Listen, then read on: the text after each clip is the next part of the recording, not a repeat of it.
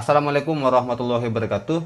Ketika pertama kali listrik itu ditemukan, para ilmuwan itu sudah sangat memahami tentang ilmu mekanika ya. Jadi mereka menjelaskan listrik itu berdasarkan ilmu mekanika yang mereka pahami.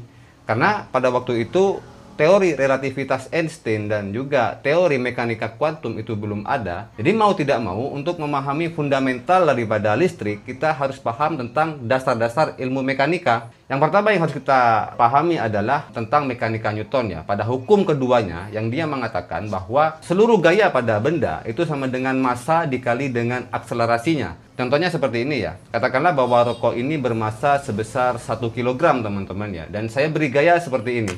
Dan dia melaju pada kecepatan 1 meter per detik kuadrat.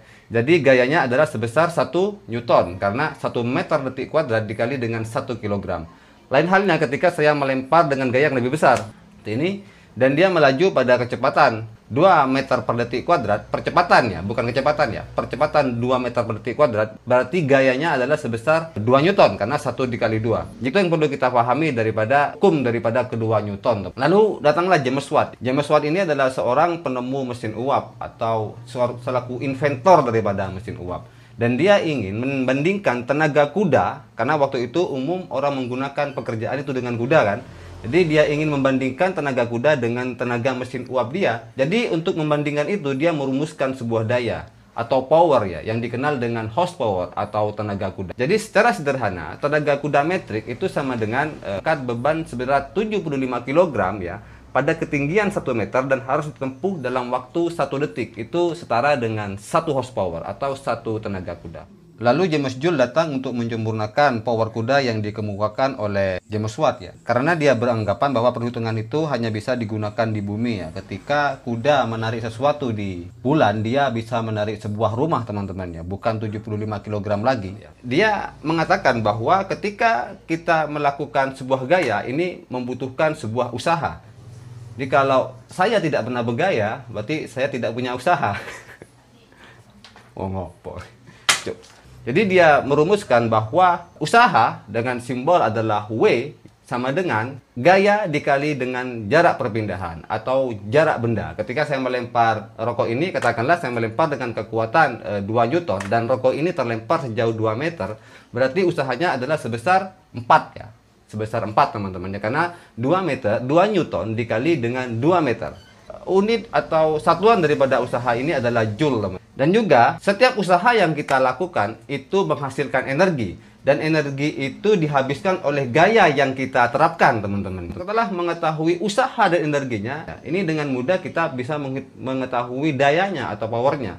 Jadi tinggal dibagi saja, usaha dibagi dengan waktu. Dan itu adalah daya atau power teman-temannya. Dengan simbol penulisan adalah P. Dengan satuannya adalah watt ya, karena untuk menghormati James Watt. Gaya sama dengan massa dikali dengan akselerasi dan satuannya adalah Newton. Sedangkan usaha sama dengan gaya dikali dengan perpindahan atau jarak dan satuannya adalah Joule. Serta power atau daya, usaha dibagi dengan waktu ya, dan satuannya adalah watt ya. Jadi semua itu saling berhubungan teman-teman ya. Lalu orang-orang mulai tertarik dengan listrik ya ketika mereka melihat petir, ketika mereka melihat bulu listrik, dan mereka tahu mereka bisa melakukan atraksi sihir ya dengan cara menggosokkan batu amber dengan kain wol ya. Contohnya seperti ini teman-teman ya. Jika saya menggosok penggaris ini pada rambut saya yang kering ya, saya memberi muatan listrik pada rambut ini teman-teman ya. Dan ketika saya dekatkan pada kertas, dia akan menarik kertas teman-teman ya. Lalu pada abad ke-16, William Gilbert dia melakukan beberapa studi tentang hal tersebut ya, dan dia menyebut hal itu adalah like amber atau dalam bahasa Latin itu disebut dengan electricus, dan kemudian beberapa abad kemudian itu disebut dengan electricity ya dalam bahasa Inggrisnya teman. Dalam bahasa Indonesia itu disebut dengan listrik teman. Jadi itu adalah asal muasal daripada kata electricity. Lalu Charles Augustin de Coulomb yang mengatakan bahwa pasti ada sesuatu yang mengalir seperti cairan dalam sebuah media penghantar ya. Dan sebut saja itu adalah muatan listrik dengan lambang Q ya, dengan satuannya adalah Coulomb. Dan dia melakukan eksperimen dengan mengukur gaya dari 2 buah benda ya bermuatan. Contohnya seperti ini teman-teman ya. Jika saya memberi muatan pada penggaris ini dengan cara digosok pada rambut saya ya, dan saya dekatkan dengan kertas ini ya, kertas ini tertarik terhadap penggaris teman-teman ya. Dan jika saya mengetahui massa daripada kertas ini dan percepatan daripada kertas ini ketika didekatkan dengan penggaris, kita bisa mengetahui berapa gaya listrik yang terjadi pada kertas ini, teman-teman ya.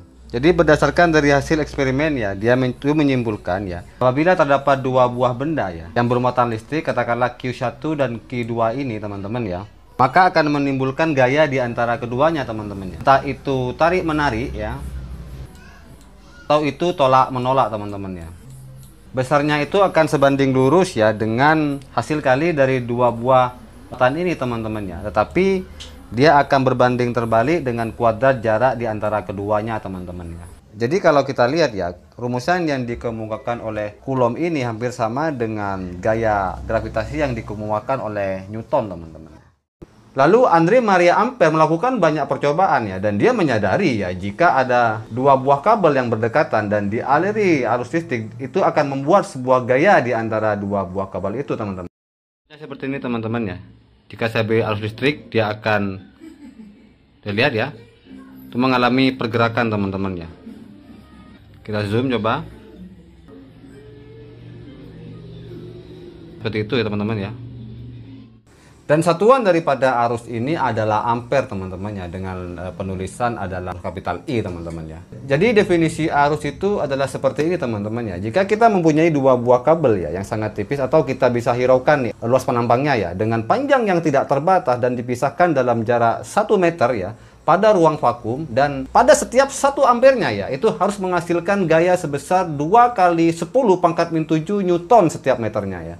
Jadi memang agak berbeda ya dengan pemahaman kita tentang arus pada saat ini. Tapi untuk memahami arus itu sungguhnya gampang, teman-teman ya. Jadi kita bisa bayangkan aliran air sungai ya. Kita bisa menghitung debitnya, yaitu dengan cara ya berapa liter air yang mengalir ya pada tempat itu dan dibagi dengan waktunya, teman-teman ya. Contohnya 10 liter per detik. Jika 50 liter per detik, maka arusnya itu lebih besar, teman-teman ya. Jadi secara sederhana ya, arus listrik itu adalah jumlah muatan listrik dalam Coulomb yang mengalir dalam 1 detik ya.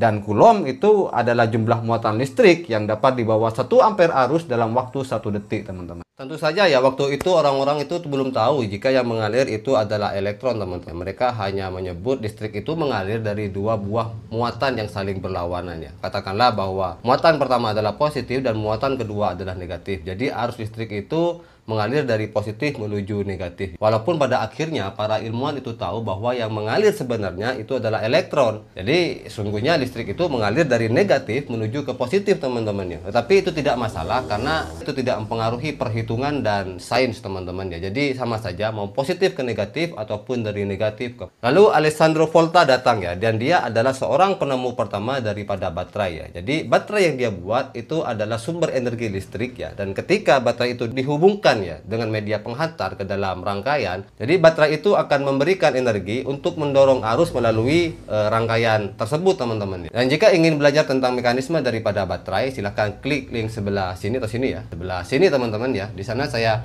menjelaskan tentang sel galvani ya, atau bisa disebut dengan sel volta, teman-teman. Kita kembali lagi ke mekanika, teman-teman ya. Jika saya memegang ya penghapus ini pada ketinggian ini ya, kita bisa menghitung gayanya ya dengan cara masanya dikali dengan percepatan gravitasinya ya, atau massa dengan M dikali dengan G-nya, atau percepatan gravitasi di tempat ini, teman. Jika saya melepaskan penghapus ini pada ketinggian H, katakanlah ini H ya, dan seperti ini, dia akan melepaskan energi ya sebesar gaya dikali dengan ketinggiannya, teman-teman ya. Atau kalau kita mau jabarkan adalah massa dikali percepatan gravitasi dan dikali dengan ketinggian, teman. Tetapi jika saya tidak melepaskan penghapus ini, dia berpotensi untuk memberikan energi sebesar itu, teman-teman ya, yaitu sebesar mgh tadi, massa dikali dengan percepatan gravitasi dan dikalikan dengan ketinggian, dan itu disebut dengan energi potensial, teman. Jadi sama saja dengan listrik ya, teman-teman ya. Jika kita punya dua buah muatan listrik seperti ini, kita bisa menghitung berapa gayanya, yaitu dengan perhitungan hukum Coulomb tadi. Dan jika kita mengetahui jaraknya, kita bisa mengetahui berapa total energi yang bisa dilepaskan oleh dua buah muatan ini ketika mereka berinteraksi, teman. Tetapi yang menarik bahwa arus listrik itu tidak dipengaruhi oleh total energi, teman-teman ya.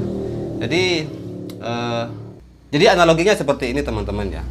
Jika saya memegang katakanlah 10 liter air pada ketinggian ini teman-teman ya. Ketinggian ini 10 liter air, atau saya memegang seluruh lautan pada ketinggian yang sama ya. Tetapi air itu hanya dialirkan dengan satu pipa teman-teman ya. Jadi seluruh air walaupun dia sebanyak lautan, dia hanya akan mengalir melalui satu pipa saja. Jadi total massa air itu menjadi tidak berarti teman-teman ya. Karena yang mempengaruhi daripada arus air itu nantinya adalah percepatan gravitasinya serta ketinggiannya saja, atau G dan hanya saja.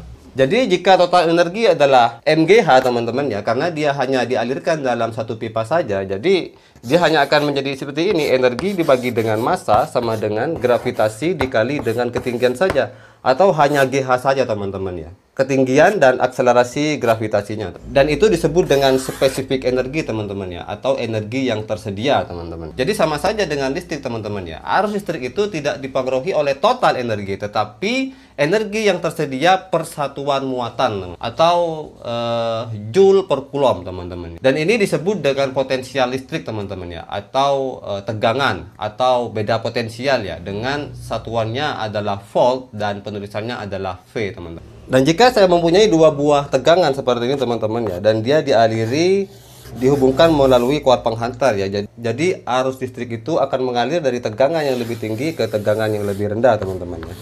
Jadi kita bisa menyimpulkan bahwa voltase itu adalah jumlah energi dalam joule ya, untuk bisa memindahkan 1 coulomb muatan teman-teman ya, atau W dibagi dengan Q, joule dibagi dengan coulomb teman-teman. Sedangkan arus listrik adalah ya, I sama dengan muatan listrik yang mengalir dalam 1 detik teman-teman ya, atau coulomb per detik teman-teman. Dan jika power itu adalah W dibagi dengan T teman-teman ya, ini sama dengan ya, W dibagi dengan Q atau joule dibagi dengan coulomb dikali dengan coulomb dibagi dengan waktu teman-teman ya.